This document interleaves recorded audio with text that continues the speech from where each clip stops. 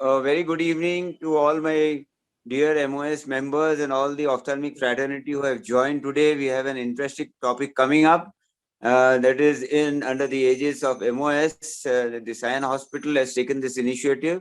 Dr. Chaya Shinde Madam, the head of the department, did call me and said, "Sir, we would like to do under the aegis of MOS." And I was so glad. She herself called up. We readily wrapped up this, and we have a host of faculties, beautiful faculties. We have Dr. Chaya Madam herself, Dr. Pranav More, Dr. Sangeeta Wagh, and Dr. Sumit Lahane. And of course, our chairman scientific committee to give our expert comments. She's always there to back us.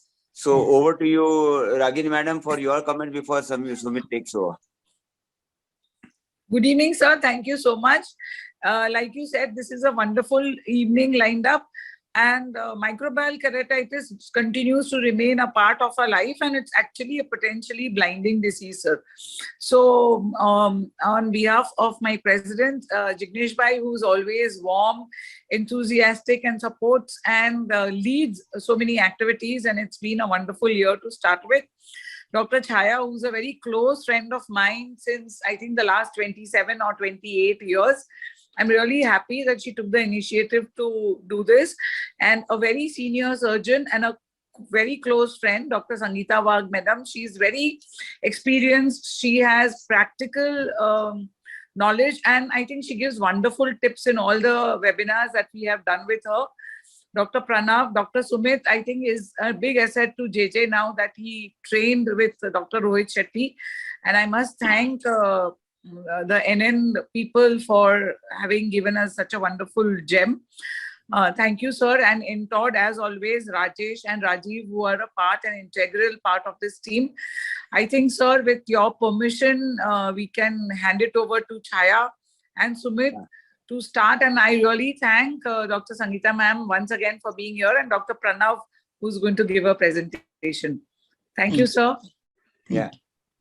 Chaya madam, few words from you, opening remarks. Yes. Good evening, everyone. At the outset, let me thank Dr. Jignesh Taswala sir, Dr. Rajesh Doshi, and Ragini madam, who is my close friend and always supportive. In all scientific sessions over the years, she has been managing so many scientific sessions. We have been also doing with her, and Jignesh sir is doing so many activities. So I thought we'll also take part in some activities, and sir, we'd like to do more and more academic activities. Sure. And Lahane sir always permits us, and we have been trained under him so many conferences. We would like to do more. Ragini, Lahane sir is there, and Sumit is a gem. He always says yes for anything, and he's also here. Sangeeta madam is here, so we are all happy, and our students will benefit with this, and we would like to go ahead with this. And I thank all the members of the committee of MOS for this opportunity. Thank you, Chaya. It's a pleasure to at least meet virtually. Yes. Yeah, yes, staying in Bombay and meeting virtually. That's nice. Meeting virtually. Yeah, over to you, Sumit. Yes. Good evening, everyone. Good evening, Jignesh sir and Ragini madam. Thank you for giving us opportunity and the platform of MOS to continue this PG activity. And thank you for all your enthusiasm, which is very infectious, and it's much more than a younger who has just finished his MS. So thank you, sir, and thank you, madam, for always being there. So we would be covering microbial keratitis, various aspects, and we do have 4 speakers today. And I will be introducing each one of them, starting with Dr. Chaya Shinde ma'am. Madam is professor and the head of the department at Lokmanya Tilak Medical College and Sion Hospital. And she is being head of department there for more than 10 years, and being one of the youngest head of the department in the whole of Maharashtra. I have been trained under her in my initial days of residency. She is very resident friendly, and she is somebody who will always encourage you to do more and more work. And just to add to her ophthal introduction, in last 2 years in the COVID, she herself took the charge of a COVID center, and she was a nodal officer for one of the jumbo centers, and she really did work hard in the COVID times also. Very welcome, ma'am, and thank you for giving us this opportunity. And we will start your presentation on bacterial keratitis. Yes.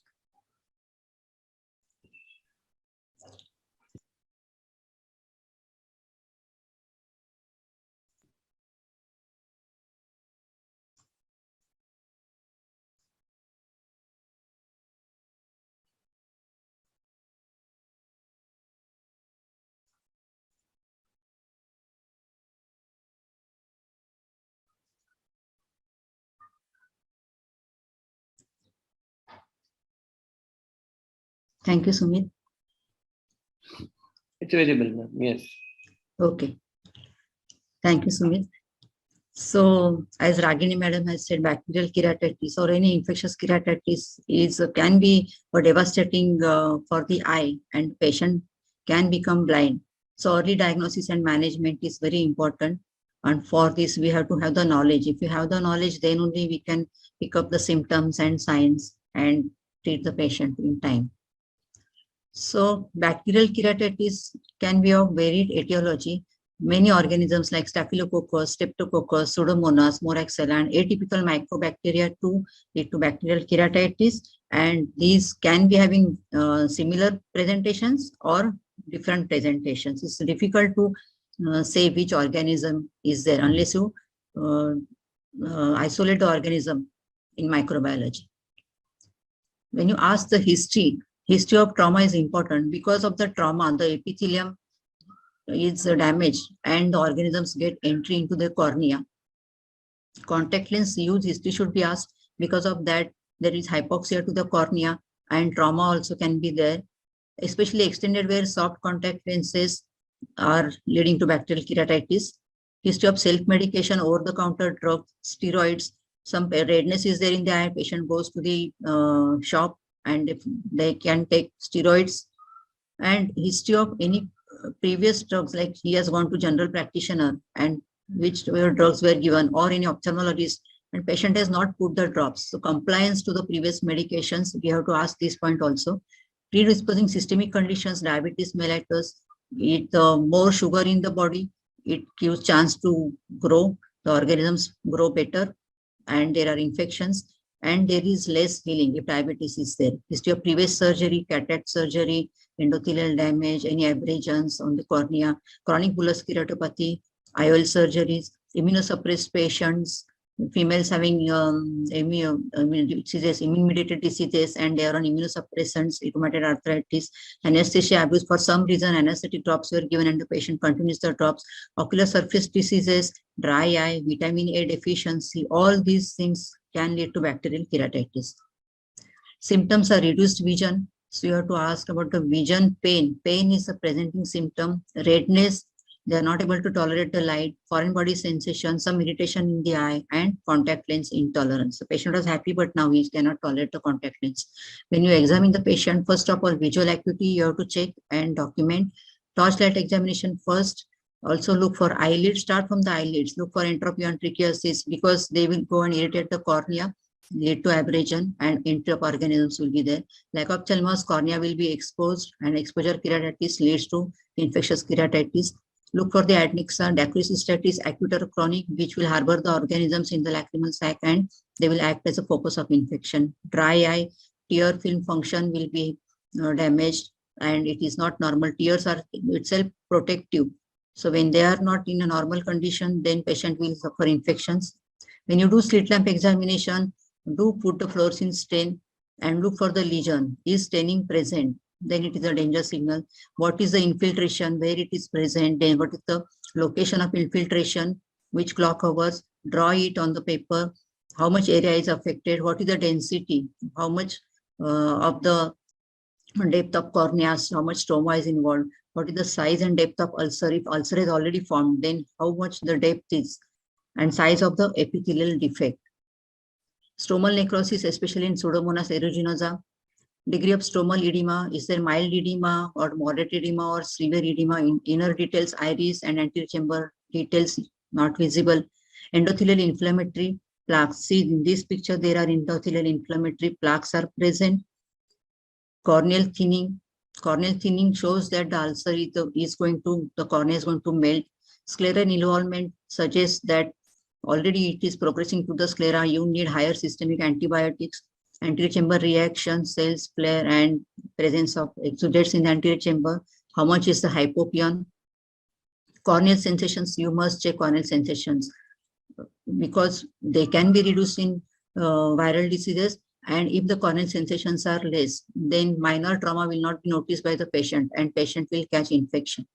Always document. If you have access to slit lamp photography, you take the photograph, serial photographs every time, so you know the lesion has progressed or it is stationary, or it has regressed. If not, then you draw the diagram on the paper and label it. Then what is the status of vitreous and retina? In first visit only you should document, because the ulcer can progress, then details not visualized, and the patient, if it is bad, then patient can also lead to endophthalmitis. The infection can reach the inner layers of the eye. See, in this picture, there is a small, dense infiltrate, which was contact lens related, and there is surrounding edema also present. Here it is paracentral contact lens related infiltrate.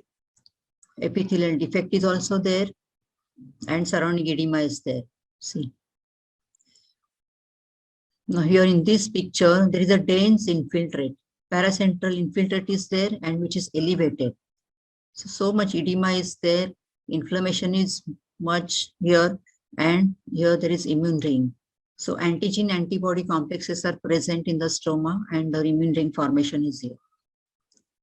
Now here it is dense central ulcer with large epithelial defect. In the slit, you will be able to see the defect better. See, the arrow is pointing to the defect. Here it is a Pseudomonas aeruginous ulcer, and it is showing presence of hypopion. Sometimes if the hypopion is less, it will lead only to blunting of the angle of the anterior chamber. So you have to look minutely for the hypopion under slit lamp.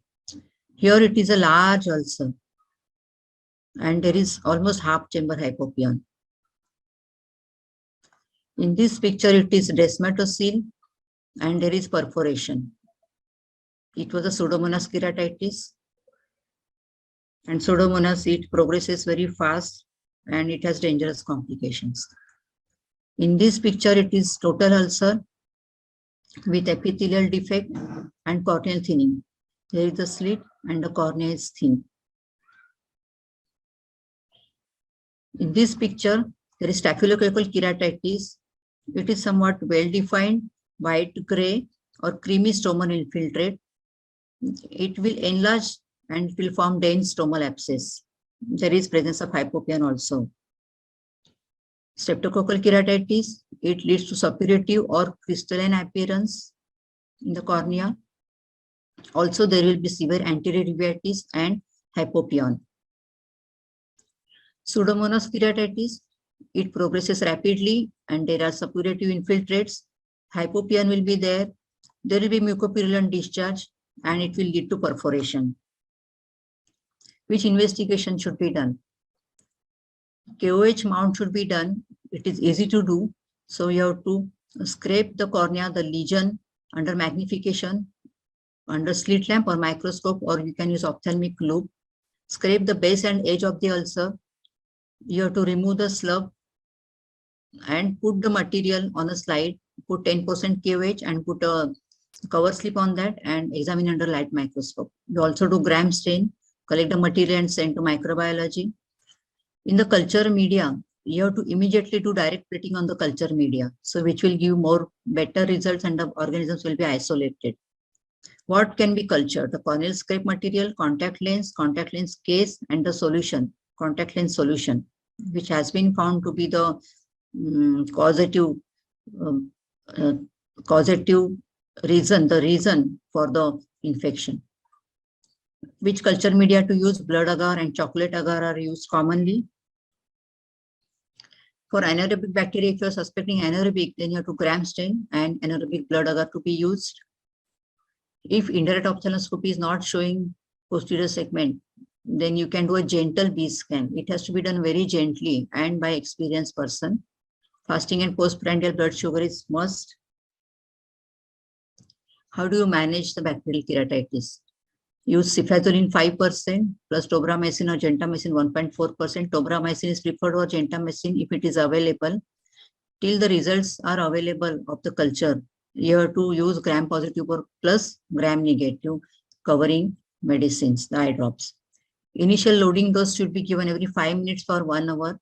Then 1 hourly, you have to give round the clock for 24 to 48 hours as much as possible. Then 2 hourly, depending upon the response, and subsequent tapering should be done as per the clinical response. If the ulcer is less than 3 millimeters superficial and not in visual axis, you can use moxifloxacin 0.5% or gratifloxacin. So 4th generation fluoroquinolones. Cycloplegics and analgesics are given along with the antibiotics to relieve ciliary spasm, pain, prevent posterior synechia. Atropine is the best drug, and you have to give 1% atropine drops 3 times a day. Use anti-glaucoma medications if there is secondary glaucoma, a lot of inflammation, uveitis is there. Then you can use acetazolamide and even local drops. Subconjunctival antibacterials are needed if there is non-compliance, patient is not putting the drops, elderly patient not able to get admitted. Lubricant should be given. They will also have the soothing effect and they will aid in healing. You have to wait for 5 minutes between each 2 eye drops. Otherwise, the first drop will have reduced effect. You have to give some contact time. Oral antibiotics are indicated in impending perforation. In cases of trauma, because there is chance of contamination, more contamination and multiple organisms can also infect after trauma. If scleral involvement is there, then you have to give oral antibiotics, higher antibiotics. Neisseria haemophilus is suspected. Tablet ciprofloxacin is generally given 500 milligrams twice a day, and ceftriaxone 1 gram IV or IM 12 or 24 hours interval. When to refer the patient to higher centers. If the patient is one-eyed, you are not able to manage, you are not getting the response in 48 hours. Children, impending perforation, keratoplasty center is not present in your own institute. Then non-healing ulcers and the ulcers which are not responding after 3 days of maximum management. What are the reasons for failure of therapy? Improper antimicrobial agent. If the gram-positive organism is given and you are not given the proper drug, dosage is less, non-compliance, patient is not putting the drops, uncommon causative organisms, and medication toxicity. So you can reduce the drugs for 24 hours and see if there is toxicity, then patient may improve. You have to consider Zn staining, Zil-Nielsen staining for mycobacteria, LJ media for atypical mycobacteria, and you have to change the drugs as per culture sensitivity report and modify the regimen. If there is no improvement, the smear and culture is negative, then corneal biopsy may be considered. A 2 to 3 millimeter lamellar portion of the cornea is removed. You can use a punch and initial lamellar incision is done, and after that you can use crescent blade to dissect and send the tissue to microbiology department, and you can also send to mycology. You have to stop all antimicrobials for 24 to 48 hours if you need to do rescraping, because if the patient is already on drugs, then the report will be negative. So stop the drugs for 24 to 48 hours and then again do scraping if the patient is not responding to the treatment. Role of steroids. Do steroids have any role? They have to be given only at tertiary level. We have to admit the patient. They have to be given along with combination therapy. Means antibiotic drops have to be given. They reduce the inflammation and scarring. You have to give only in cultured poor bacterial keratitis. What does it mean? Don't give in fungal infections. So if only bacteria are there, then only you can give. And when the ulcer is stabilized with antibiotic treatment for 48 hours, minimum 48 hours, it is stabilized. It is not progressing in any way. Symptoms are less, signs are less, or till the epithelium heals. Only then you start the steroids.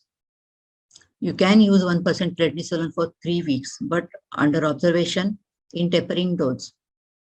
Under cover of 1 hourly topical antibiotics.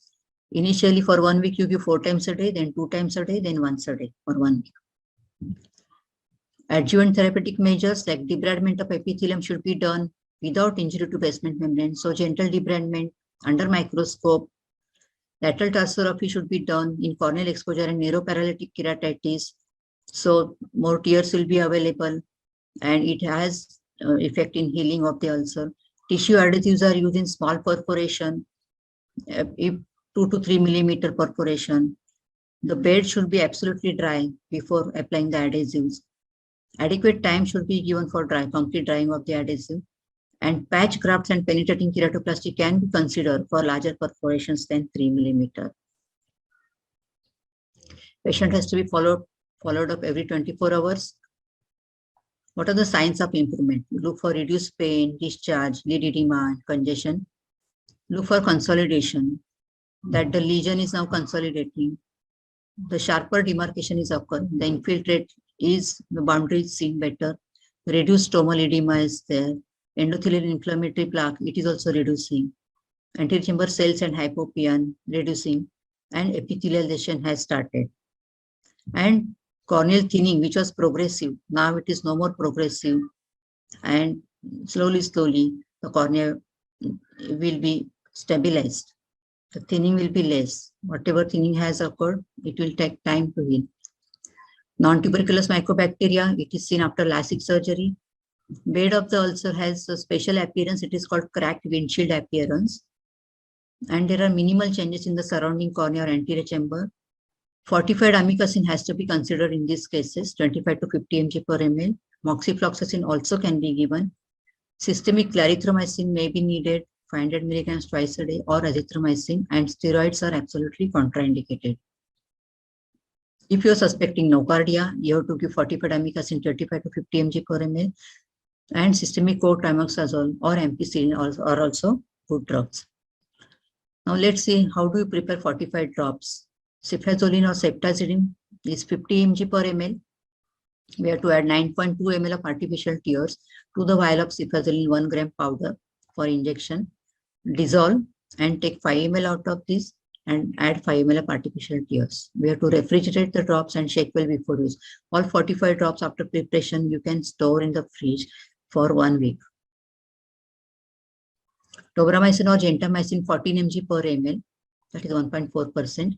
We draw 2 ml of tobramycin or gentamicin injectable vial, 40 mg per ml, and add this to tobramycin or gentamicin eye drops, 5 ml eye drops, that is 0.3% eye drops. Vancomycin, if you want to prepare 25 mg per ml, add 20 ml of normal saline or artificial tears. And if you want to make 50 mg per ml, then you have to add 10 ml of normal saline or artificial tears to the vancomycin powder.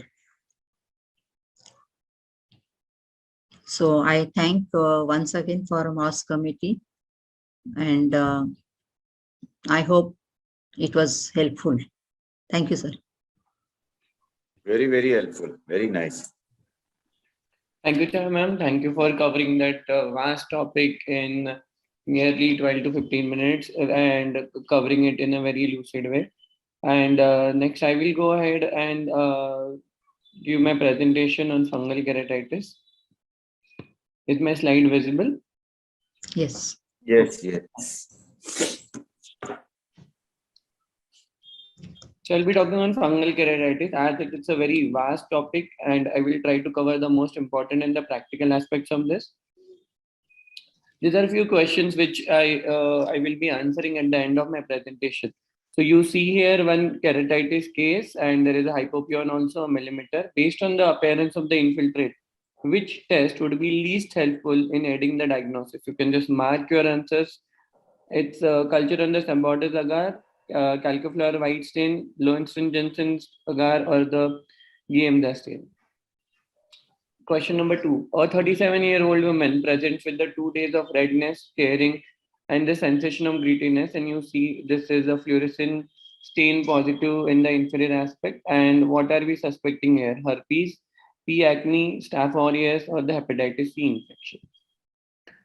So 25-year-old having this contact lens induced keratitis, and her daily disposable contact lens she has used for overnight. Picture in her right eye, the least appropriate therapy for this is moxifloxacin, cefazolin, gatifloxacin, or a combination of vanco and toba.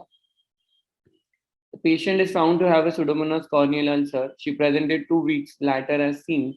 And the proper care of the patient includes which of the following? Bandage contact lens, NSAIDs, tectonic grafts, or topical antivirals. This is one of the last questions. 65-year-old woman had cataract surgery. She came back for her first week visit, and what we see is a white lesion exactly in the visual axis. What should be done to help to resolve this? Start her on fortified antibiotics, increase the frequency of her steroids, discontinue her drops, and scrape the lesion to look for hyphae on microscope.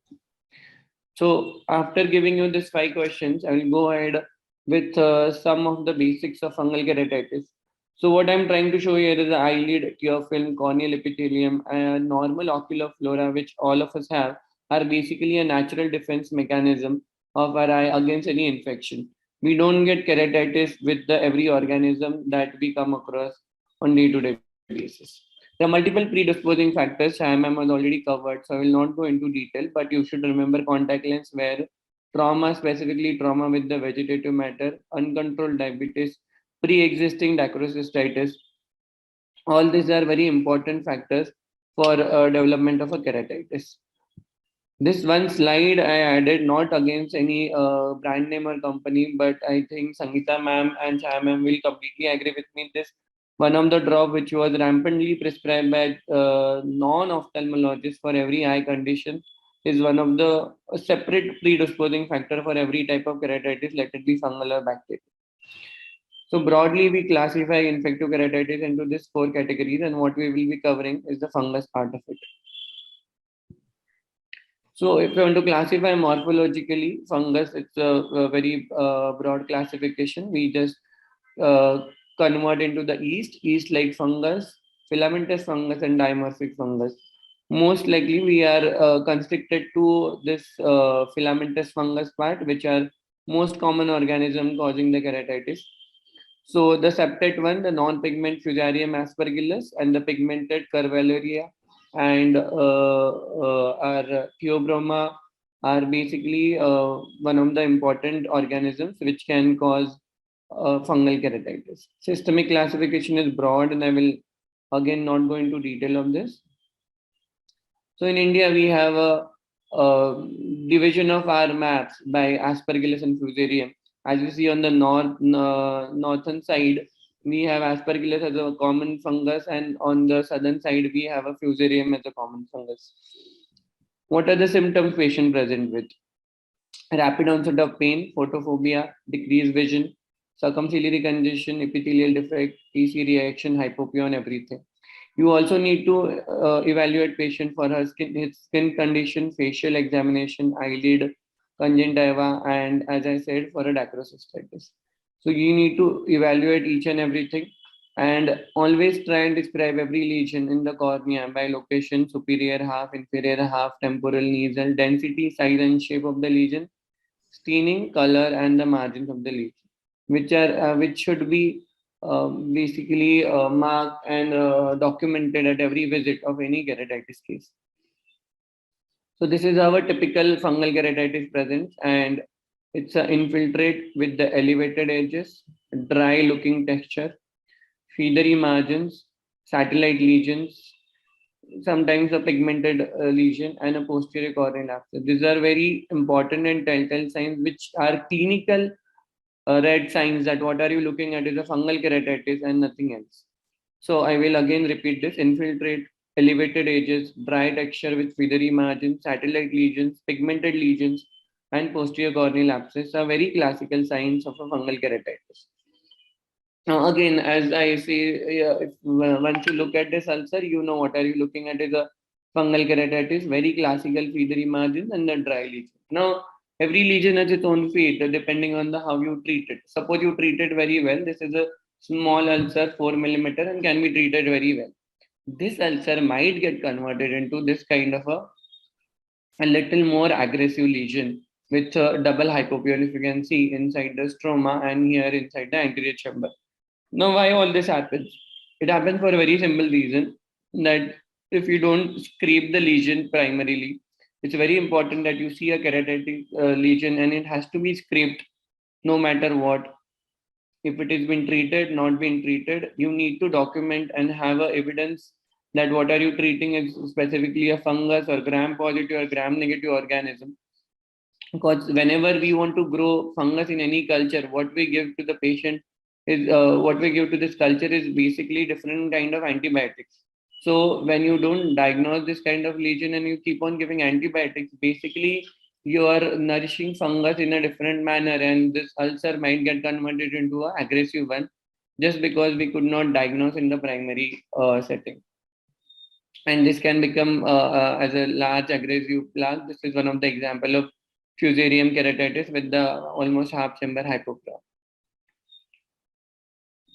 you need to examine every lesion carefully, because lesion itself tells you that what are you looking at. Sometimes microbiological facility might take time, or fungal culture do take time, but these are very important signs, specifically the pigmentation of the lesion and this kind of a satellite lesions. They tell you that this is nothing but a fungal keratitis. So you can always add on and keep on adding your fungal antifungal drugs to this. Again, a very small satellite lesion, but not to be missed in such cases. These are very small lesions which can be found out early.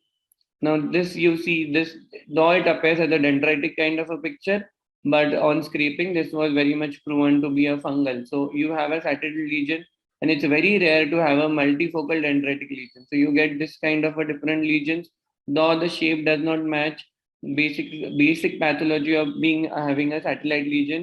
Again, point out toward that what are you looking at is a fungal keratitis. These are few examples of the brown and the black lesions on the cornea. Very important about this dematiaceous fungus is they are very slow growing. They do take time to show pigmentation, and they are again very slow to heal. Generally, they might need a longer treatment than usual fungal keratitis, and this might continue your antifungal for 2 to 3 months altogether. Again, as Chaya ma'am said, that you need to observe and document at every stage. And as you see, this is a healing keratitis where you see very clear cornea, the reduced cellularity, and the margins can be distinctly seen other than the cornea. So the reduced corneal edema. So the healing sign should be known. As per, you can taper off your antifungals and continue patient to just observe for a longer duration of time. Ocular investigation, out of this area of investigation, I just want you to focus on the first two, gram staining and the KOH wet mount, which is easily available. It could be reported in 1 to 2 hours, and it does give sensitivity more than 90%. So you just want to do one investigation, you can go for the KOH wet mount or gram staining to know that are you dealing with the fungal lesion or are you dealing with the bacterial lesion. Fungal culture, there are various ways, but it does take time. Investigation, these are not in each and every case, but when you are not able to diagnose and the lesions are deep, the corneal biopsy, confocal microscopy, and of course the most sensitive polymerase chain reaction are something that can be looked forward to. Antifungal treatment, we have different classes of antifungal. Antibiotics have polines like amphotericin B, natamycin, echinocandins, and the heterocyclic benzofurans, anti-metabolite azoles, which are widely used. So here I would just like to tell you the mechanism of action of the important drugs that we use. Polines basically act against ergosterol, which is an important part of the cell wall of the fungus. Azole, they basically inhibit the lanosterol 14 alpha demethylase and inhibit the formation of the ergosterol. That's why the polines and the azole don't go much hand in hand, but that's what topically is available in ophthalmology. And echinocandins, they basically act against beta-1,3 glucan synthetase. So just to show you the wide sensitivity spectrum, as it is the sensitivity of fungal culture is generally not possible in the lab, but this on the wide basis, this tells you that amphotericin, natamycin, aspergillus and fusarium are very sensitive to that, and even for the triazoles, they are sensitive drugs, except oriconazole shows a little less sensitivity to the fusarium. Nowadays, they do experience some resistance to the oriconazole and azoles for a simple reason that it is widely used for other than ophthalmology in the sectors of the pesticides and the insecticides, specifically in the farming. And because of the wide use of triazoles there, we do get a lot of resistance to the oriconazole for our ophthalmic use, which is not the case with the natamycin. Systemic antifungal, when do we give it? Specifically, prophylactic treatment post keratoplasty. There are large ulcers, severe deep keratitis, limbitis, scleritis, and the endophthalmitis are the indications to start antifungal agents. Intracameral therapy and the intrastromal injections with oriconazole and the amphotericin B are the add-on treatment. They are given as a salvage measure in cases of large keratitis. Two important drug trials which I must mention here, they're of Indian origin, done in the Arvind Eye Hospital. First is MUT1, which was basically between oriconazole and natamycin, and this was the only trial of its kind, and it concluded that the natamycin as a monotherapy is much more effective compared to oriconazole. And MUT2, basically it was regarding the addition of systemic oriconazole and to see its effectivity to prevent the penetrations. But again, against the placebo, they did not find any additional advantage of giving systemic oriconazole in the aggressive fungal keratitis. Therapeutic keratoplasty, again, it's a last major, but I would like to say that if it is an aggressive ulcer and the fungal culture is still coming positive, fungal hyphae are still coming positive post 5 to 7 days of treatment, early keratoplasty is not bad choice in cases of aggressive fungal keratitis. Just to going back to my questions, most useless investigation here will be LJ stain, because what are you looking at now by the time you know is basically a feathery margin, a pigmented lesion is nothing but a fungal keratitis. LJ stain is used for mycobacterium. This is what you are looking at, is Staph aureus causing a marginal keratitis.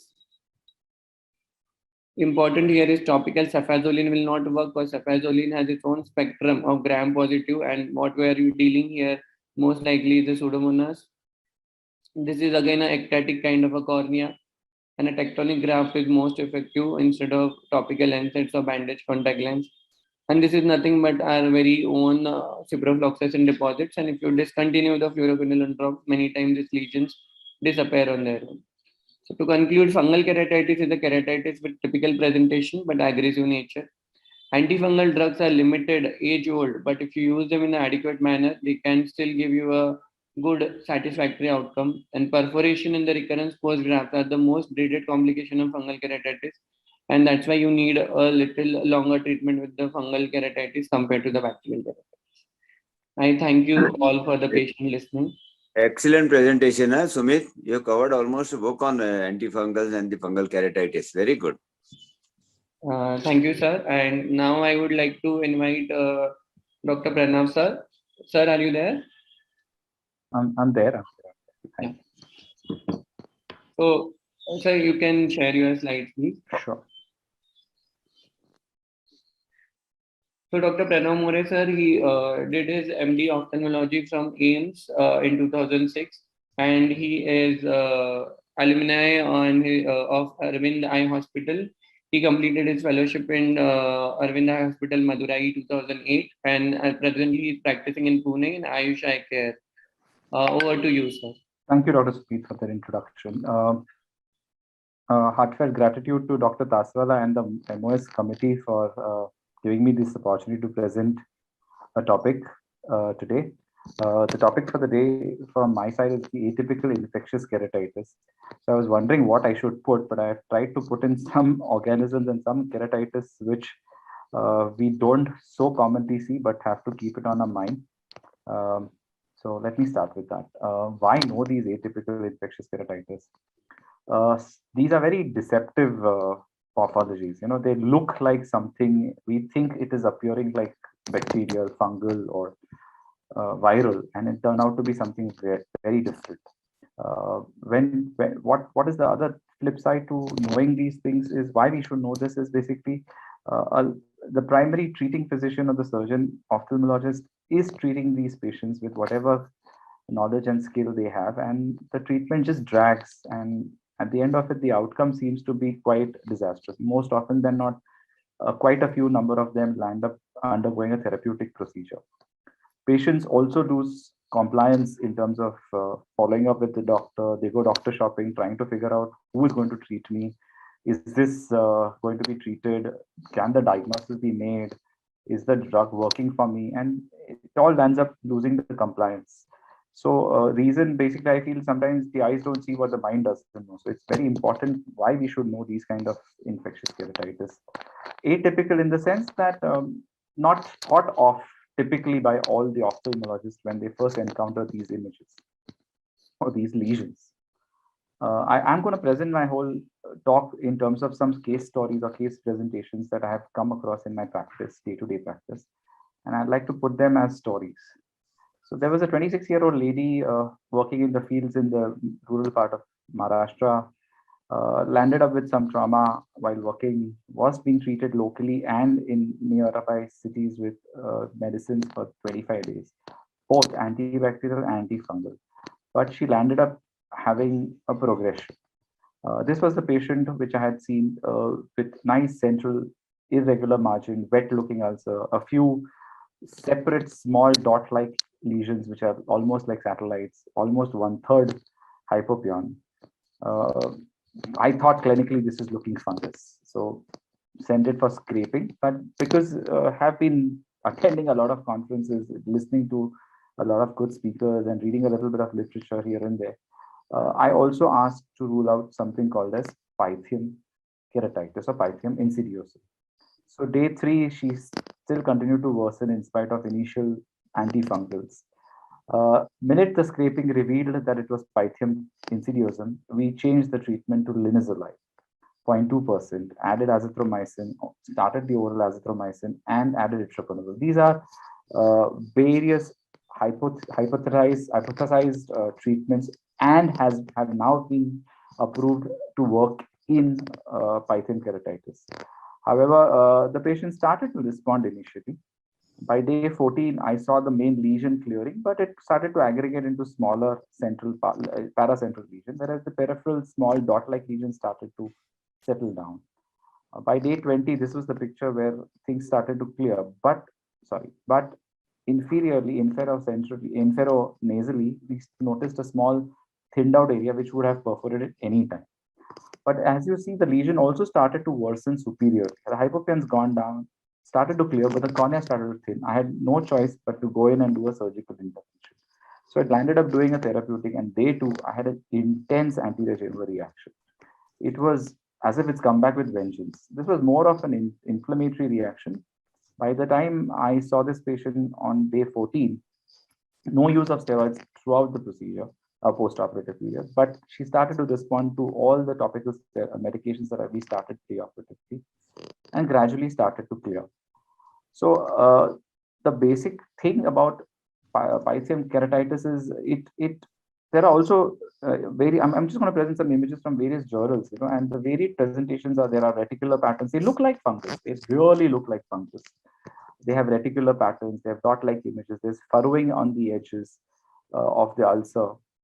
And all these are various presentations that you can see in which Pythium keratitis would present. And almost all of them at the first look will be, this is fungal. So if somebody is treating empirically, and at least in the mid-peripheral parts of the state, people are treating clinically, it looks fungal, let me start antifungals. Patient lingers around with antifungals for 20-25 days and still doesn't respond. If this patient reaches our clinics, it's important, mandatory to scrape and rule out fungus / Pythium keratitis. So Pythium keratitis is very notorious. As per the study done in South India by Dr. Lalita Prajna and the team, 50% of them invariably land up undergoing a therapeutic, and of the therapeutics that undergo, of the cases that undergo therapeutic, almost 75%, 50 to 75% have recurrence, and a lot of them lose these eyes. So not a very good organism to have as keratitis, pretty disastrous. As I said, it so really looks like a fungus. But minute you see that this is not responding to our usual antifungals, definitely keep Pythium on your mind. A bit poor outcome, more so because of the delay in diagnosis and treatment, but also the Pythium is notorious to recur in the organism, in the graft. Case 2 is about a 52-year-old lady, again, underwent a cataract a month back, spontaneous onset of pain, redness, and watering.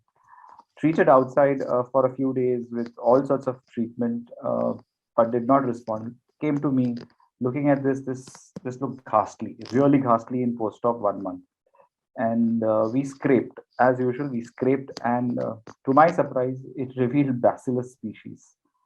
And this was something I wasn't even thinking about, but it did pop up as a gram-positive bacilli. The microbiologist at the institute reported it as Bacillus species.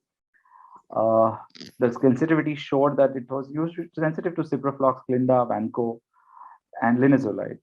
We chose to use clindamycin, and over the next 3 weeks, the response was quite drastic. And you could see, agreed it was a post-op, but at least we could salvage the globe with this scar. And now there's a fair possibility of undergoing a optical graft. So this was something which was very unusual, atypical. No specific history of why she had this, no dacrocystitis, but scraping revealed bacillus and treatment helped us through this.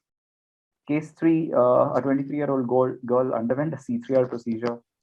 Immediate post-op day 2, day 1, she had this picture over the area of epithelial scraping. Multiple pinhead-like lesions in the periphery, mid-periphery, away from the main mother lesion. The lesion looks very ghastly.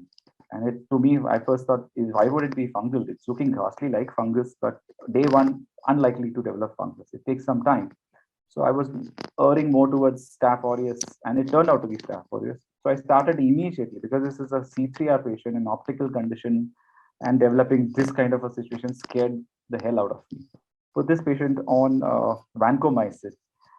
And to my surprise, when we got the culture sensitivity done, it was resistant to vancomycin. I said, gosh, I'm in a soup now. So luckily, I had the intermediate sensitivity to aminoglycosides. I could have used clindamycin, but I chose aminoglycosides, and I started amikacin 2%. By day 6, this lesion started to respond beautifully. As per the SCUT study, we know you can introduce a steroid once the bacterial keratitis starts responding. You can introduce a little bit of steroid to reduce the amount of scarring. And I seem to have a favorable result at the end of it on day 40 after going through such a disastrous situation. So yeah, this was a very unusual situation. Again, it's a usual organism, but presenting in a manner which could be quite disastrous. Story 4 would be about a post-op infection. This was a cataract done, phaco, superonasal tunnel, had tunnel infection, scraping and biopsy revealed nocardia. I chose to use cefuroxime as intrastromal and topically. And I used the actually ECRS protocol, which has recommended use of prophylactic cefuroxime for preventing endophthalmitis. I thought I'll just try. This is something off the label, not commonly done, but I tried to experiment, and it did turn out to be a very favorable outcome. So tunnel infections with nocardia is pretty common when the patient is unhygienic, cachexic.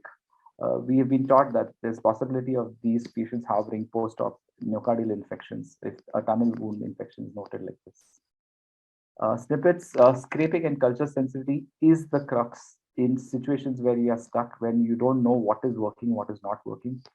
Atypical situations where the morphology doesn't match with our treatment.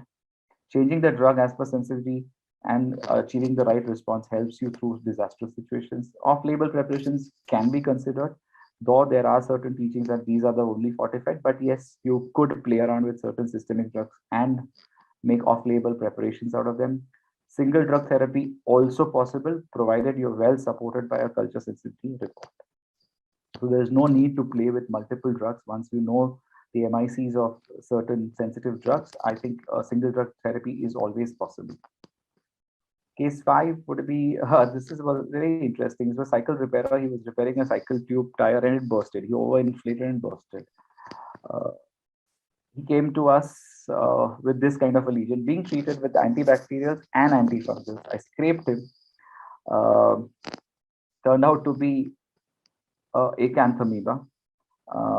Also, I was not really very happy to see the pattern in which this acanthamoeba turned out. Got his serology done, he was a seropositive. Unfortunately, he did not follow up, and I have no recovery phase photographs with me right now in this stage.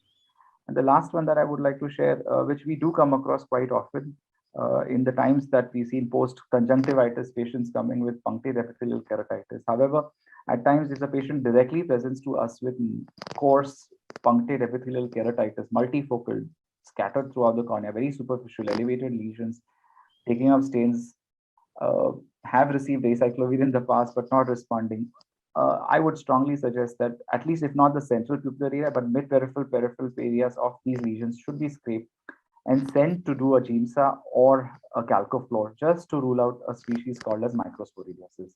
It's a known fact now that initially, as we knew, it was supposed to be seen only in immunosuppressed ones, but now non-contact lens wearers, immunocompetent patients can also present with this.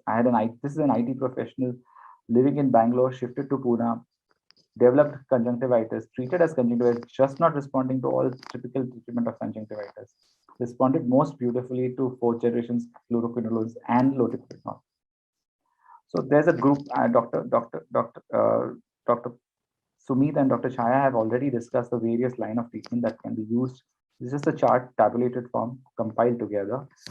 As I said, one can definitely use all sorts of medications off the label and help. I've seen one patient which Dr. Wagh had helped me treat with meropenem for a pseudomonal keratitis post-contact lens wearer. I have treated patients with clindamycin. So yes, definitely you can use certain drugs off label and salvage the situation. When should one definitely? So my take-home message would be anytime unusual clinical presentation or morphology doesn't fit into the regular appearance, not responding to our treatment or the masala therapy, and has certain comorbidities, I would strongly suggest a good scrape and rethink as to what is this organism. Is it an atypical? Does it need some different approach? Or do you need another opinion regarding what's happening? Thank you so much. Wonderful. Thank you, sir. Thank you so much for that lucid presentation and very nice, interesting stories. Thank you. Different tales of different microorganisms. And now I would like to go to the last talk for the evening. It's by Dr. Sangeeta Wagh, ma'am. Ma'am does not need any introduction.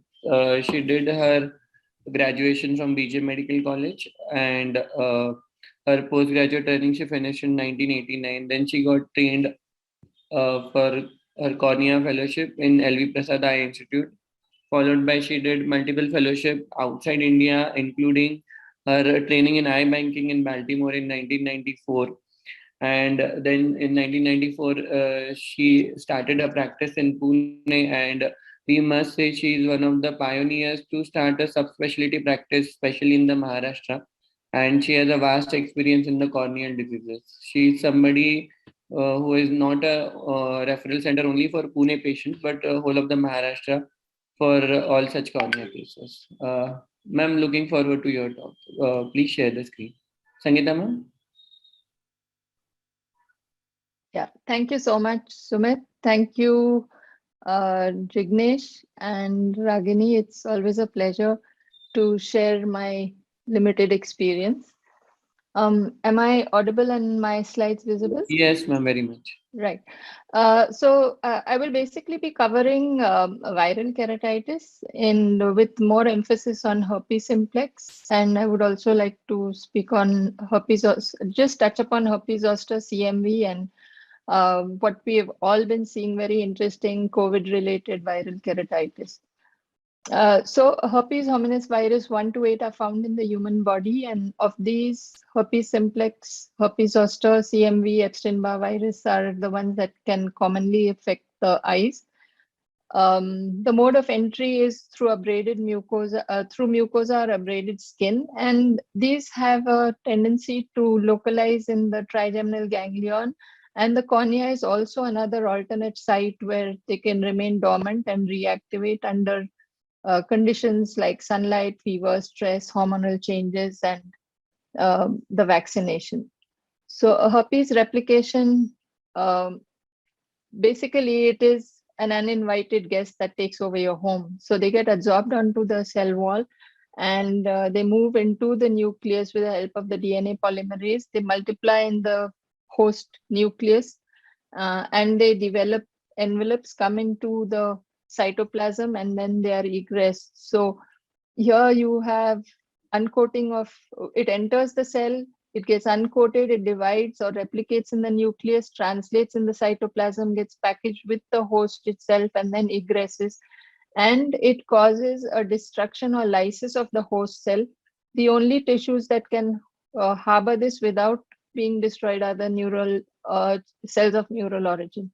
So basically, it can occur as a primary infection, and what we more commonly see are the recurrent disease.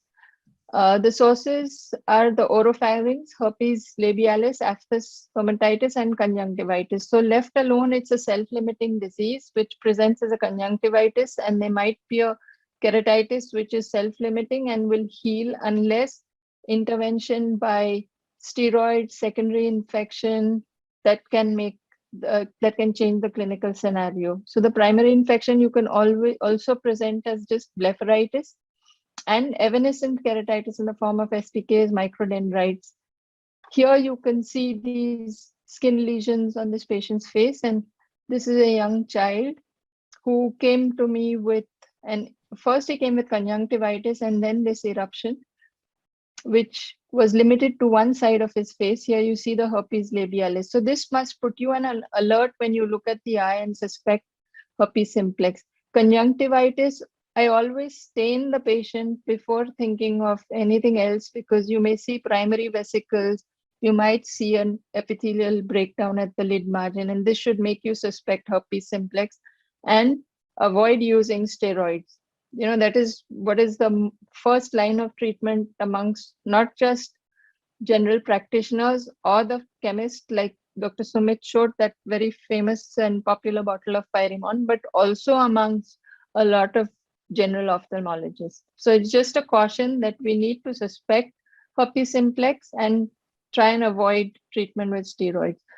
A recurrent disease can affect the epithelium, stroma, and the endothelium, and you have a variety of manifestations. You get the dendritic ulcers, you get immune response in the stroma as well as necrotizing keratitis, and you can get endothelitis, uveitis, and secondary glaucoma.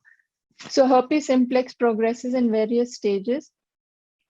And here you can see that it'll form vesicles, and this is very interesting. While I was just reviewing some literature to kind of refresh my talk, I came across this article by Manis et al., and the vesicles will form, they are not punctate erosions which are negatively staining, but these will be positive staining, and within 24 hours, these coalesce and form a classic dendrite. And as the virus bounces from cell to cell, the lesion progresses and creates this very beautiful appearing dendrite. So that's the pathogenesis, where you see this lacy dendrite, which will distinguish it from herpes zoster, where negative staining is more common. The differential diagnosis for a dendrite would be acanthamoeba, fungal in early stages, like Dr. Sumit showed. Drug-induced pseudodendrites should also be kept in mind. Now, how do you differentiate a geographic from a metaherpetic? So a geographic is a viral dendrite where inadvertent use of steroids has taken place, and this develops into an amoeboid structure, large, broad-based. If you scrape, you'll find culture positive, and this needs antiviral treatment along with debridement. As against this, the metaherpetic is a non-healing, classic rounded edges with heaped up epithelium. There'll be no virus picked up from this, and it just needs lubrication.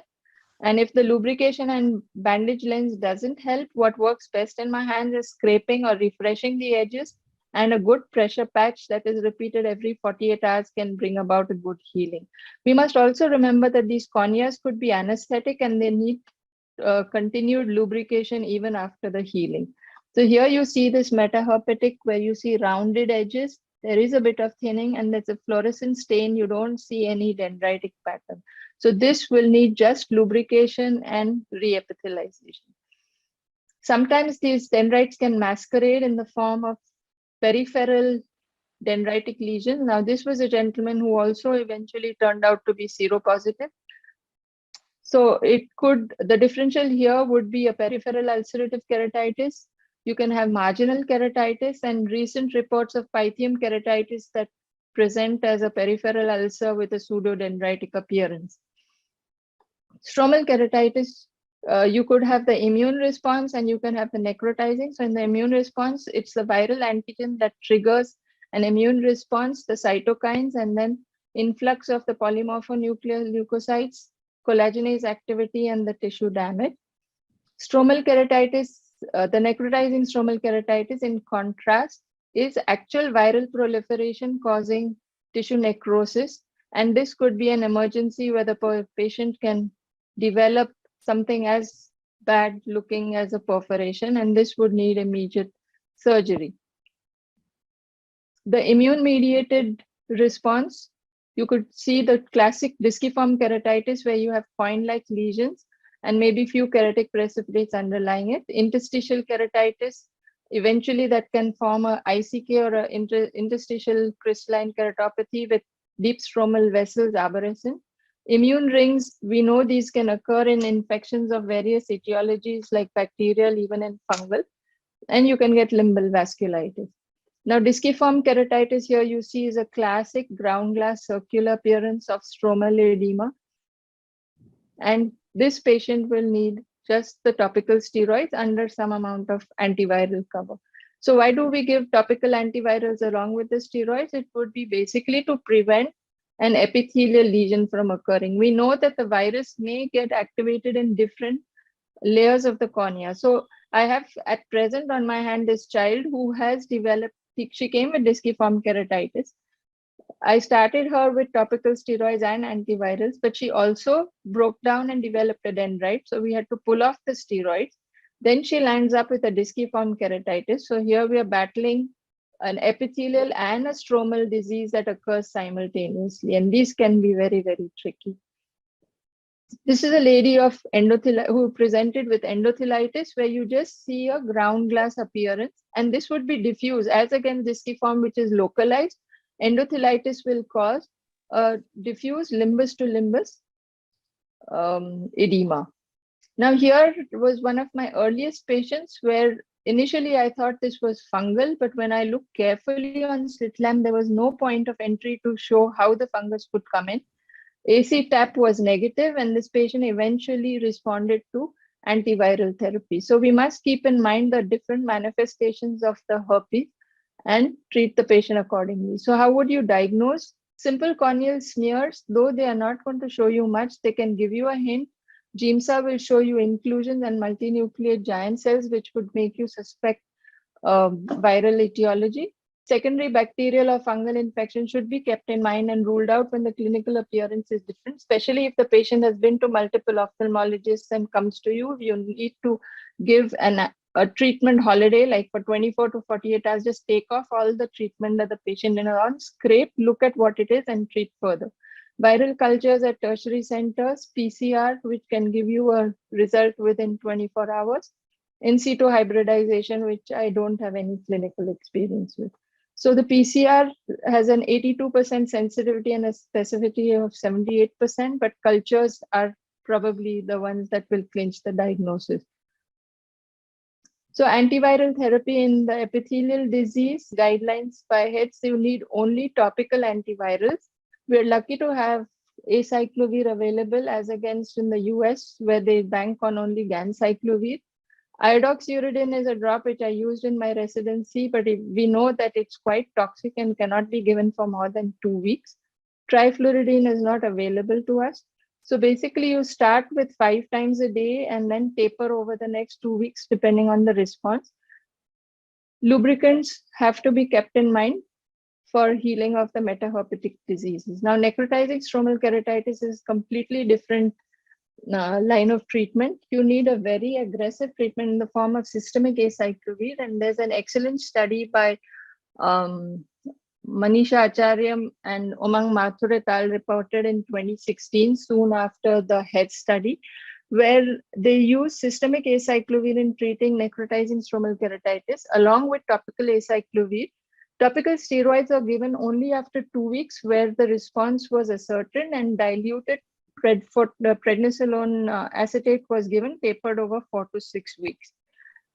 Few of the patients didn't respond and worsened and needed surgical intervention. Unlike this, the immune-mediated disciform keratitis, endothelitis, trabeculitis, and iridocyclitis you treat with topical steroids. Keep in mind that you might want to protect the epithelium for a breakdown and give topical acyclovir. In my practice, I would give dose-to-dose cover of antiviral along with the steroids. Oral acyclovir is validated in the HEAD study only for iridocyclitis and endothelitis. Oral steroids are used as an adjuvant, and other adjuvant therapy has to be kept in mind. While giving the topical steroids, one needs to remember that they should be given in the lowest possible doses and tapered very slowly, sometimes even weeks to months. So here you have to balance the incidence of recurrences and the eventual scarring and loss of vision as against the complications related to steroids, that is glaucoma and cataract and secondary infections. Excessive use of the steroids, again, one must remember that if you start with a melt, you have to pull it off immediately, otherwise you're going to land up with disaster. So the HEAD study showed that oral acyclovir reduced recurrences in 45% of its patients. It did not contribute to the resolution or the eventual settling down of the inflammation. They've given a dose of 400 milligram twice a day, but we do see in our day-to-day practice that some patients will recur despite this dose. And in these cases, provided the creatinine and the LFTs and the patient is tolerating, you can give up to 800 milligrams twice a day. Resistance to acyclovir has been seen, and oral ganciclovir or valacyclovir can also be substituted in patients who are relapsing in spite of the oral acyclovir prophylaxis. So what is the role of surgery in herpes simplex keratitis? Why would one graft? One is, once you have achieved a healing and a quiet scar and no recurrence or relapse for a year or two, you can do a optical corneal transplant. You could also do you might end up doing a therapeutic in case of necrotizing keratitis that perforates. And whether a full thickness graft should be done or an anterior lamellar graft should be done or a DSEK should be done is a big question mark. There is a hypothesis that the cornea itself could be harboring a latent infection, and hence you might be justified in doing a full thickness corneal transplant. Recurrences are what we really worry, but this is an excellent outcome that is easily possible in a well-treated patient. Like here, I would first cauterize, do a microcautery of this blood vessel to shrink the blood vessel, and then go in for a full thickness corneal graft.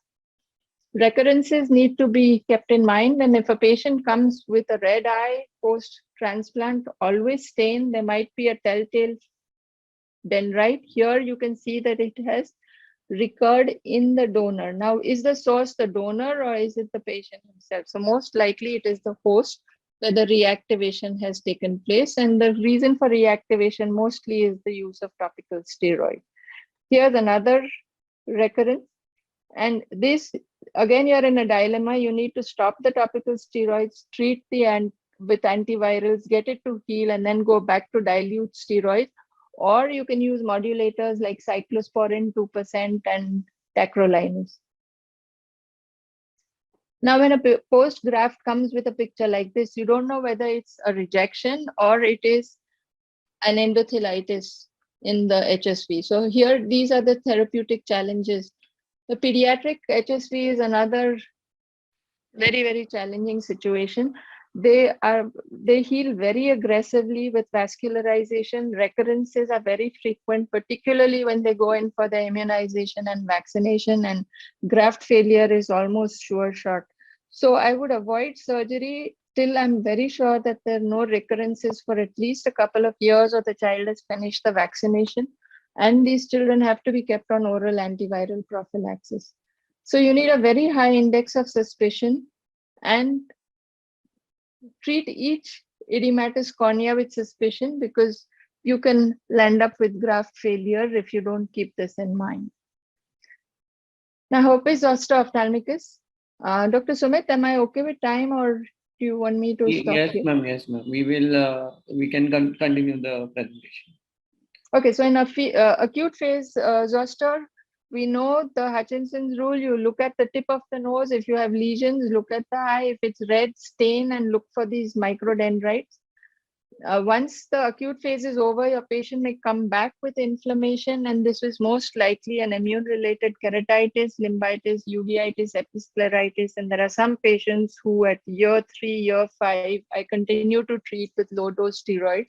There is really no role of systemic antivirals in zoster once the acute phase is over. One needs to keep in mind that these could be anesthetic corneas, and we're looking at treating neurotrophic keratitis. So if you have telltale SPKs in the lower half or a dry looking eye, you know that the sensations are gone, and then you might need to do a tarsorrhaphy. In the acute phase, the zoster dendrites are more often peripheral. They stain very faintly or more likely a negative stain rather than a positive stain. Rose Bengal will not show any stain because there is no actual viral replication at the ends. And you get more of a stuck-on appearance rather than the lacy dendrites. Once again, there is no role of systemic antivirals or even topical antivirals in treatment of zoster ophthalmicus. You need to use the steroids very, very carefully. And like I said, protect the cornea with a timely tarsorrhaphy. And with the newer nerve transplants or the neurotization surgeries, we could be hopeful. There was a period where HIV was rampant and we would see patients coming with very, very disheartening zoster ophthalmicus, some of them coming with total ophthalmoplegia, and we would lose these eyes. But now with the control of the whole epidemic or pandemic of HIV, we are seeing much less. But yes, anesthetic corneas and neurotrophic keratitis post-zoster is a reality, and this is a new hope in treatment. Cmv endothelitis I'd like to touch upon because this is something which even I till a few years ago was not looking out for, but now after having been made aware of this, like Dr. Pranav said, attending conferences, exchanging cases, this can appear as a linear sectorial diffuse or a disciform appearance. The overlying edema cornea is always edematous, and classically this is unilateral. On high magnification, you may see the coin-shaped keratotic precipitates, which are telltale.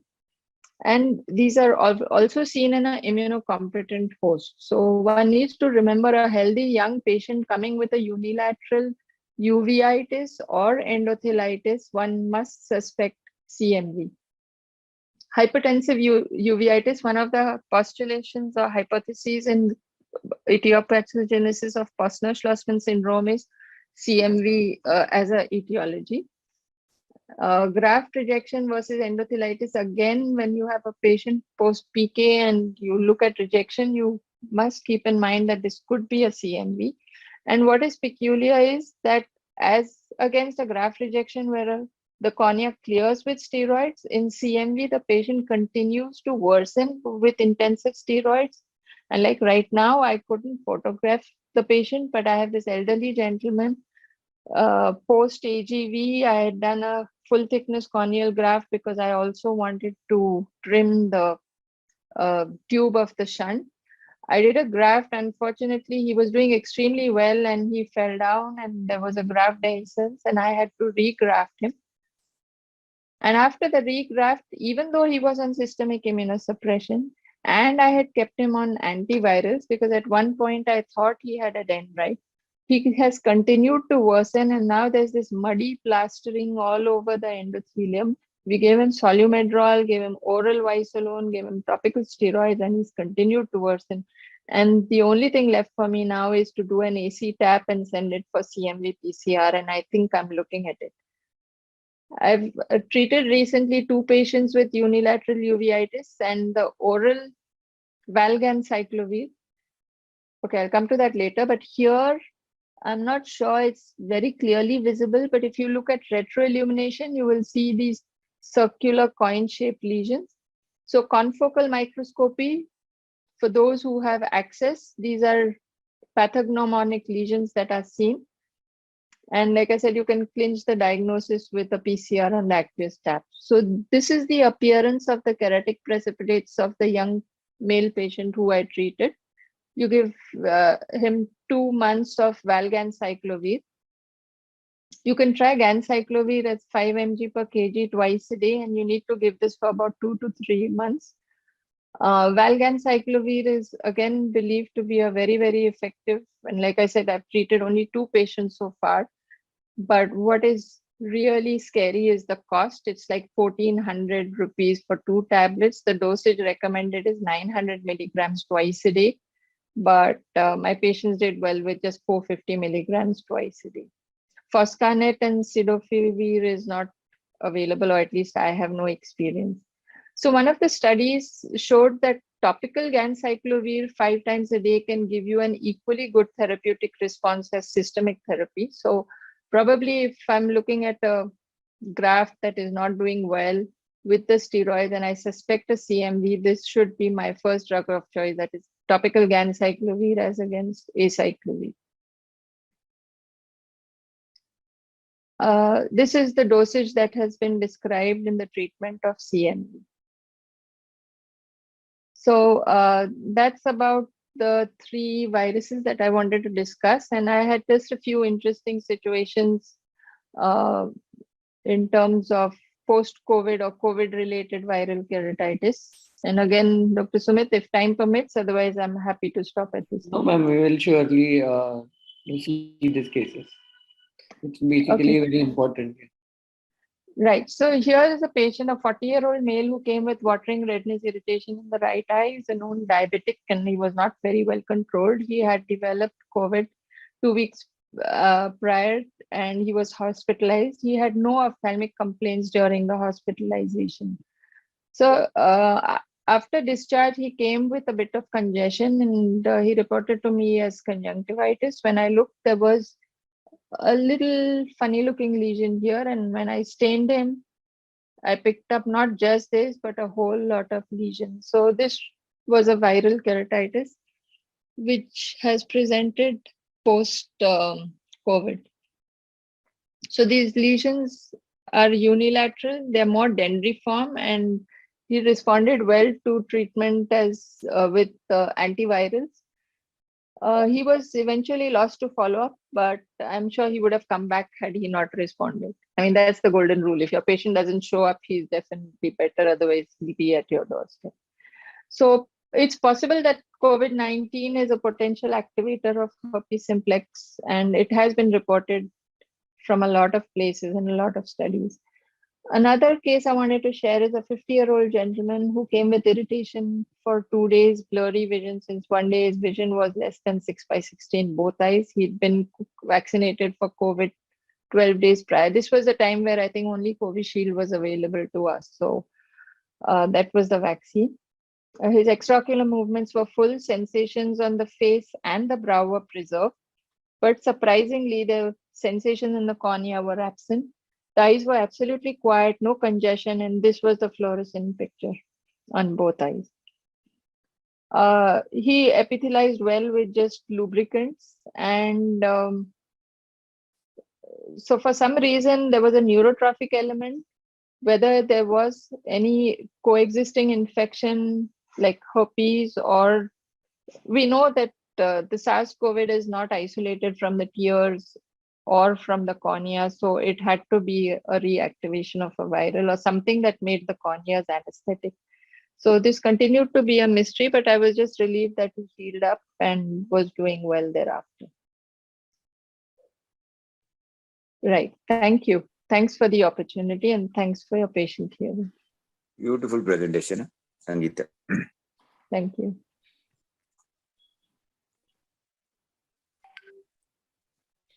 Sumit, we can have the question answered now. Yes, sir. So there are a few questions. Wonderful presentation, ma'am. So a few questions which were asked on YouTube and other media while you were presenting. One question which I would just like to announce for everyone by Dr. Amita Kaul. It was basically how can we distinguish between a scarring and active infiltrate on slit lamp. It is already answered by Sangeeta ma'am and Saya ma'am. They said the scarred cornea and the cornea will be more compact, while area of infiltrate will be swollen and edematous.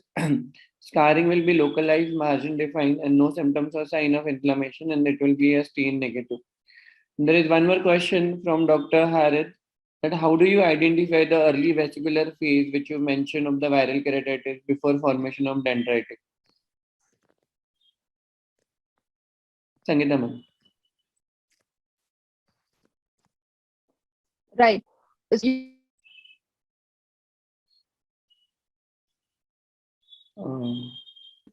And like I said, skin, you will see a breakdown areas. Look for the papillae and follicles.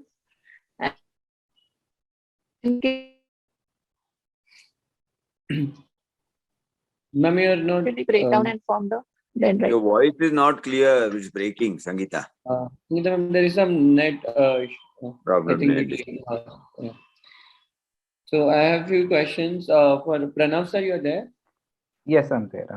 Sir, so you mentioned about microsporidal keratitis, and Yes. we nowadays, as you said, we often see not only in immunocompromised but even in the normal patient. So, what is your line of management for this microsporidal keratitis in the first visit? So usually, if one notices that these patients will have visited a few ophthalmologists for that punctate epithelial keratitis, they have received acyclovir, they have not responded. So the first thing, if you can, is if the patient allows. Sometimes they don't allow you to scrape for such small lesions, But if the patient is not responding, they invariably believe in you and ask you, go ahead, do the scrape. But if we have to scrape, I would avoid scraping the visual area in such punctate epithelial erosions or keratitis. Scrape the mid-peripheral area or the peripheral area of lesions and send them for either GIMSAs or calcofluostates. The GIMSA will invariably, almost 80% of the GIMSA picks up these lesions and helps us in treating. So the first drug of choice will always be a fluoroquinolone. Once you start seeing a response, so there are multiple things that can be used. A fluoroquinolone, itraconazole. So you can use a combination of these two. And then once you see a good response, adding a loteprednol gets the inflammation down and it settles. The notoriety about the situation is that it can come back as recurrence. There is no complete wipe off of this. So patients coming back as recurrent punctate keratitis, my suspicion goes very high. Any additional point from you, Sangeeta ma'am, on microsporidal keratitis? Yeah, so I would definitely ask them history of exposure to either tap water or river or sea. And the second thing is to scrape off the lesions the moment you can. And you can even use very dilute alcohol on a sterile bud at the slit lamp itself. They find that less scary than the 15 number blade. We've also had some experience with using topical voriconazole. So it's not 100%, but definitely. Topical cyclosporin, again, we've used with plus minus responses, and some of them, like Dr. Pranav said, they'll just recur and you need to use them. Steroids is, again, not really advocated and is not going to help. Chai ma'am, you're there? One question to everyone, that we do see keratitis, and as both of you showed cases where your patient was seropositive later on found out. So in which corneal ulcers basically you systemically investigate the patient, or you do it in every case, like for sugars or triple H markers, and sometimes they could be anemic also, just not healing. Anything could be there. So when do you basically advise systemic investigation for a keratitis case? Should I answer? Yes, ma'am, please. Okay. So in our setup, it's a medical college. So we like to investigate in all the patients because the facilities are available and we do investigate. Sugar, as you know, diabetes is very common. So sugar is compulsorily done in all the patients, fasting and postprandial sugar. If possible, we admit the patients. And we also do look from the nutritional point of view, like most of the patients, they are malnourished as they will come from lower socio-economic status background. So we do take dietary reference also, and we add vitamins. So as vitamins help in healing, vitamin A, vitamin D, then even vitamin C. These vitamins help in healing. If the ulcer is not healing, then we investigate more. What are the liver function tests, any systemic chest X-ray also I advise, because suppose patient has had tuberculosis or a lesion is there and it is not noticed. And we should also not forget to take X-ray of orbit, because there may be a small foreign body here and there which is not noticed. It is also mentioned in literature that corneal ulcer may be caused by a small foreign body which is not noticed. And systemic investigations, yes, seropositivity also seen in many patients. So we do that also in all patients. Okay. Thank you, ma'am. Those are very nice points. Pranav, sir, any particular indication, like ma'am said, in the setup she is, and there are the patients coming from in large volume, she would like to investigate all the cases. So in In particular, some case you remember where Yes. So every time you come across a patient with a corneal pathology, keratitis, infectious keratitis, and has a history of being a migrant population, like workers on construction sites, laborers working, even the cycle repairer guy, I was very surprised to see what sort of a lesion is this, and and the easiest access for them is the water that's available collected for them to wash their face and injuries. It's a very instantaneous reaction from these patients. Then patients where the lesion is not fitting into your clinical expectation or morphology, unusual appearance morphologically, unusual site of presentations, like Dr. Wagh, when she said about a peripheral dendritic ulcer. Usually we are aware that generally dendritics happen central paracentral. Minute you start seeing peripheral lesions, more of peripheral and conjunctival involvement in HSV, bilateral HSV keratitis. All these things are suspicious. You get CMV endothelitis. These are things that when they pop up, you would be a little bit suspicious. You know the diagnosis, the treatment is on, but the patient just doesn't respond. Or associated conjunctival lesions, which are not going well with corneal pathology. Such cases, you should investigate cytologically also. Sangeeta ma'am, you showed very nice management of those HSV keratitis recurrent and keratoplasty for them. So ma'am, I would like to ask, what is the post-op regimen that you follow for such cases? Because as you said, and you have shown one case also where there is a recurrence. So do you keep them on the oral antivirals, and for how long and in what dosage generally?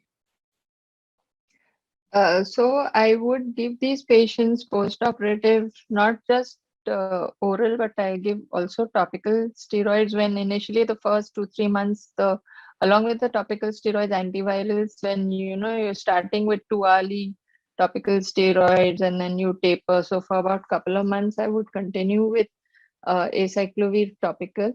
And systemic, the prophylactic dosage recommended is 400 milligrams twice a day. And initially, we believe that you give it for 6 months and then the patient is disease free for double the time, that is 1 year. And then the book said that you give it for 2 years. But now there's been a lot of revision, and you may even need to keep a patient on lifelong antiviral therapy. So you need to remember to monitor the serum creatinine, look at the liver function test, and always ask him about any side effects, because GI symptoms are quite common. So there's been a whole lot of rethinking, like even James Chadosh, he recommends that if a patient recurs with 400 milligram twice a day, you can go up to 800 milligram twice a day. And again, the duration of therapy again is not by the books. Like if you stop it at 2 years, we have had patients who recur the moment you stop it, within a month, they come back with a recurrence. So now, as long as you need to keep the eye quiet and save the vision, you continue to give the antiviral prophylaxis. Okay. Is what the current thing.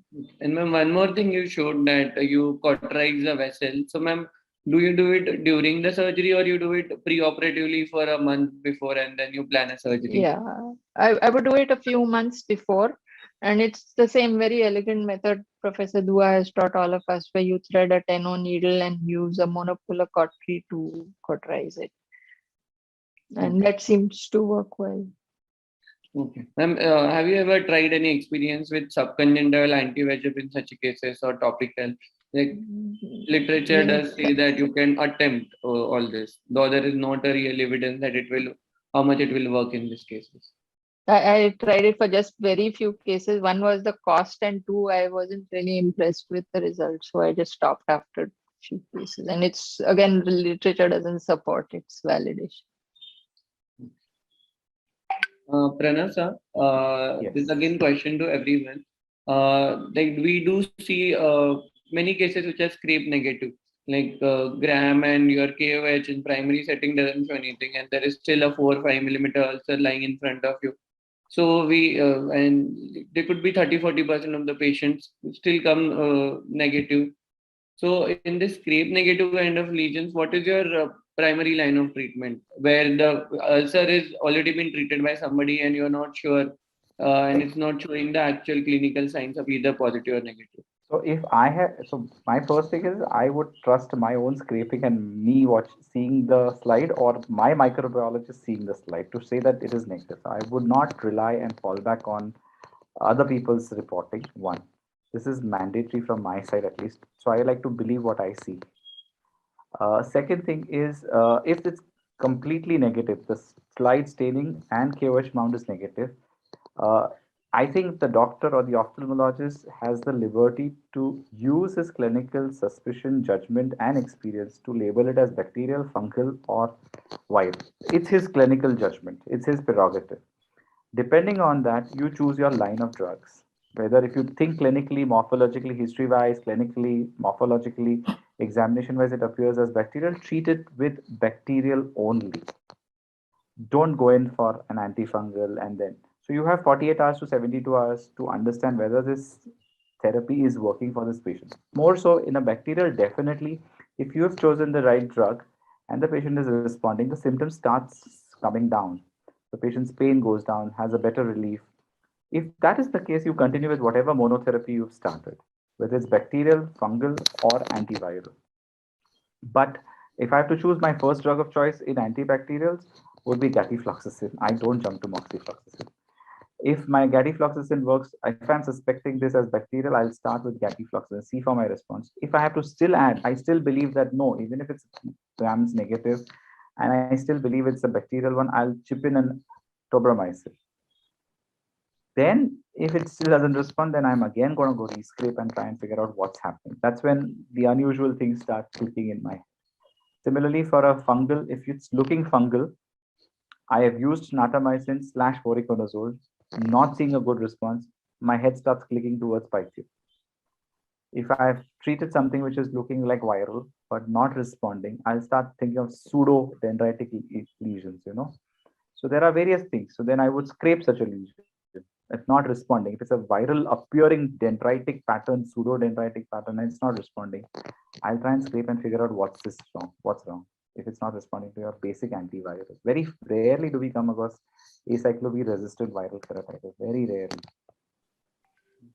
But it's not uncommon. In fact, there are a lot of patients who don't respond to acyclovir and they do extremely well with ganciclovir. And the first time I read about acyclovir resistance was in neurology, where herpes simplex encephalitis not responding to acyclovir, they put the patient onto ganciclovir. So we need to keep that in mind, that if the patient is not responding, then either the diagnosis is something else or there's resistance.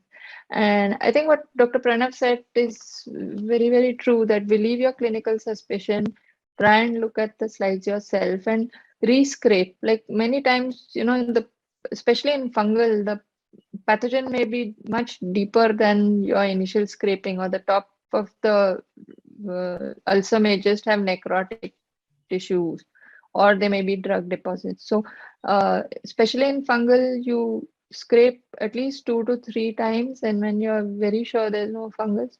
At the bigger institutes, I think they straight away send samples for PCR, which I haven't yet started doing that liberally, because initially the viral PCRs, so many were just negative, like more than 70% were negative, and it was at a huge cost. But now I believe PCR rates have come down, and for 2,500, you could send the PCR. So I would definitely try to get a lab diagnosis for all patients. And of course, go by your clinical judgment. That would be the top of the list. Any questions from you, Rajesh sir or Jignesh sir? The role of any of the panelists can answer this. Basifloxacin has also come into the market. What is your view for the bacterial keratitis? Pranav, Sangeeta, Chaya madam, and Sumit, of course, you also. Pranav sir, you can. So I actually have not gone beyond gatifloxacin. I'm so sorry. I'm so sorry, but I haven't jumped to moxifloxacin as yet unless it's very essential. I still try to play around with the fortified preparations rather than choosing higher fluid. I leave them for cataract and post-op situations. I just don't want too much of resistance issues with whatever little options we have in terms of treating post-operative infections. So I'm still playing more with fortifieds than the higher generation fluoroquinolones, honestly. Okay. Sangeeta, you and Jaya, madam, any idea? Yes, same, sir. What Dr. Pranav has said. Okay. We are also following the same.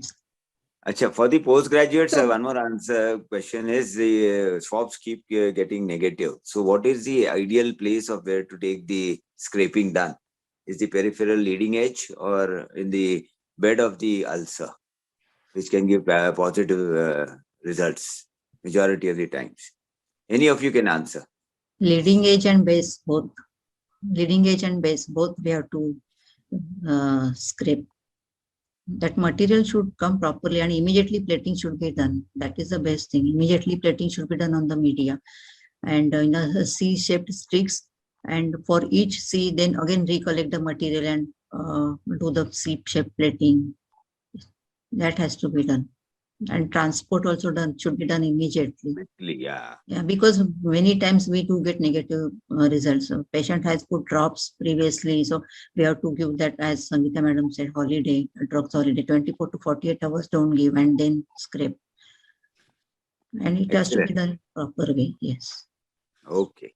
So there was just one point I wanted to share that, of course, I know fewer and fewer people are doing that, but conjunctival swabs should not be done. They are not going to give you any information.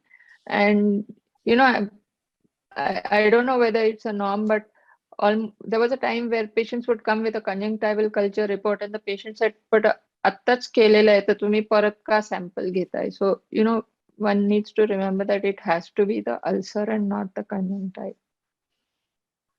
Just one question. Yeah. When you consider patient for corneal biopsy? So basically, when like ma'am showed, the lesion is deeper and you're not getting anything in the primary scraping. So, and the lesion is again not responding or typical kind of a thing, then the corneal biopsy is indicated in those cases. So basically, deeper non-responding lesion or typical in appearance. That time biopsy is recommended. So nowadays we do very less of biopsies, but that's what the theoretical indication is. Yeah, I think one thing now with COVID, we get many patients having corneal ulcer, but they are not responding to any type of treatment, and the corneas are also very, they are not readily available. Now, what you do in such situations like non-healing corneal ulcer, no corneas available? You have any time gap arrangement so that once the cornea is available, you can go for transplant?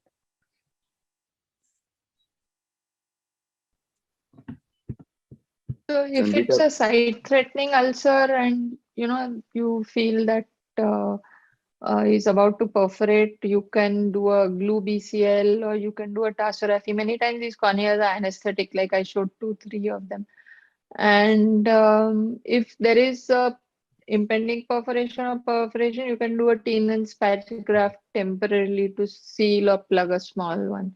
And there have been recently a lot of case reports on you can do multi-layered amniotic membrane graft. So these are just to tide over till you can get the tissue.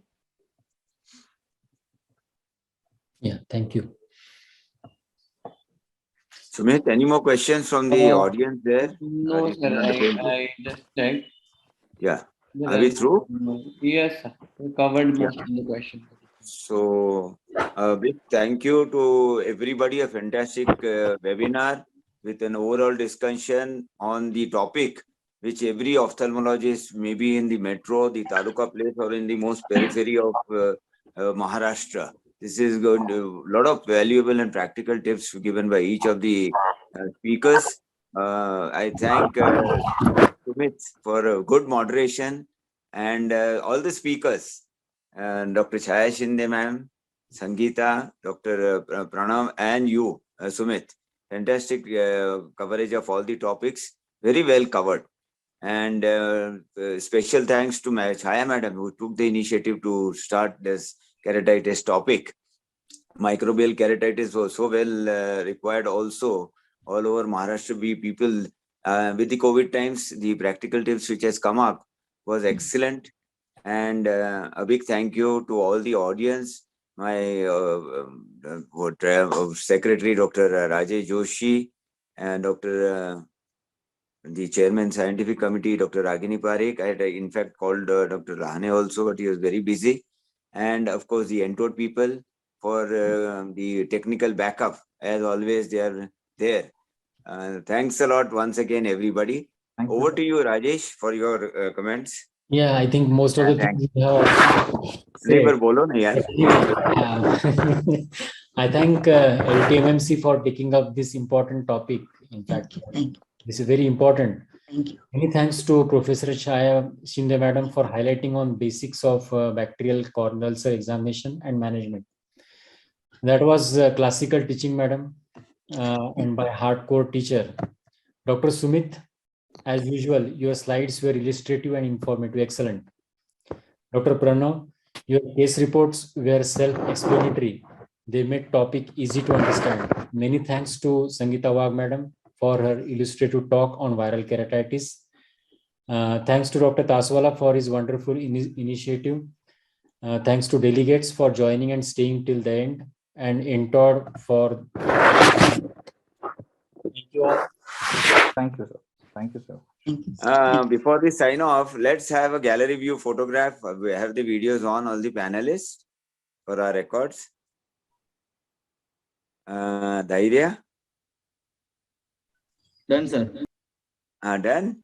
So thanks a lot. A big thank you once again to everyone, the panelists, and see you quickly. We have the next webinar coming up tomorrow itself. That is on e-learning for ophthalmology by none other than Dr. Santosh Honavar, a standalone speaker. We don't have anybody because he wanted a lot of time. A lot of things are coming up in the web, which the young ophthalmologists should know. So I have a young ophthalmologist of Maharashtra committee, and we are coming up with the topic tomorrow at 9 p.m.